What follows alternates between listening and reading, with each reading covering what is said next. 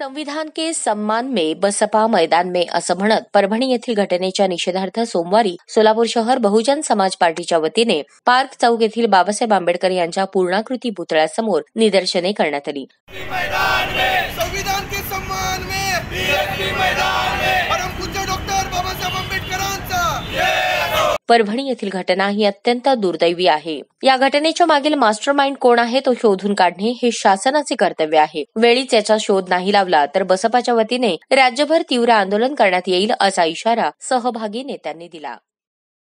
परभणी येथे आंबेडकरीवादी सोमनाथ सूर्यवंशी यांची पोलिसांनी खऱ्या अर्थाने हत्याच केलेली आहे।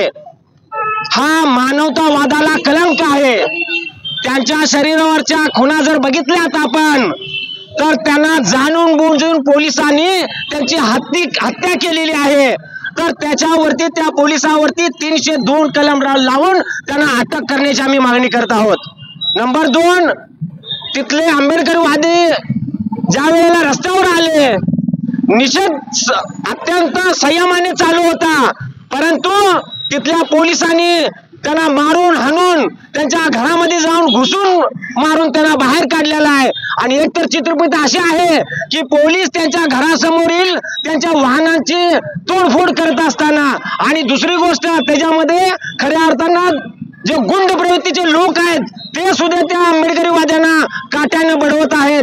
तर यासाठी आम्ही या देवेंद्र फडणवीस साहेबांचा आम्ही खऱ्या अर्थाने धिक्कार करतोय आणि या पोलिसावरती 302 गुन्हा न झाल्यास बहुजन समाज पार्टी राज्यभर आंदोलन करेल याची नोंद घ्यावी।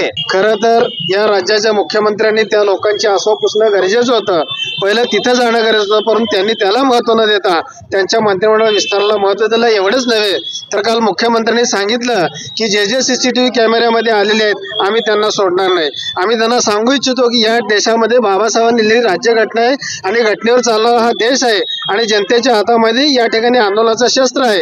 आम्ही या सरकारला असा इशारा देऊ इच्छितो की तुम्ही जर सत्तेच्या आडून दलितावरती अशा प्रकारचे अन्याय अत्याचार करत असाल तर ते कदापि खपून घेतले जाणार नाहीत। गेल्या 5 दिवसांपासून आम्ही याबाबत आंदोलन देतो। हे आमचं 3रं आंदोलन आहे आणि 3 वेळा आम्ही निवेदन दिलेलं आहे, परंतु ह्या सरकारला जाग येत नाही आणि त्यामध्येच सोमनाथ सूर्यवंशी याची हत्या करण्यात आलेली आहे। संविधान सैनिक होता तो, भीम सैनिक तर होताच, परंतु तो संविधान सैनिक होता। या संविधान सैनिकाला बहुजन समाज पार्टी भावपूर्ण श्रद्धांजली वाहते। कोम्बिंग ऑपरेशन थांबलंच पाहिजे। सोमनाथच्या घरच्याला सरकारी नोकरीमध्ये सामावून घेतलं पाहिजे, आर्थिक मदत केली पाहिजे आणि त्याचं पुनर्वसन केलं पाहिजे। आणि परभणीमध्ये जे कोम्बिंग ऑपरेशन झालेलं आहे त्यामध्ये फडणवीस म्हणतात की आम्ही CCTV मध्ये आलेल्यांना सोडणार नाही। मग आम्ही तुम्हाला विचारतो त्या सरकारच्या माध्यमातून तुम्ही जे आमच्यावर अन्याय अत्याचार करताय आम्ही तुम्हाला सोडलं पाहिजे का? वेळ आली आहे सगळ्या भीमसैनिकांना या सगळ्या गोष्टींचा विचार करण्याची की आपण कुठे चाललोय आणि आपल्यावर अन्याय कसा व्हायला लागलाय।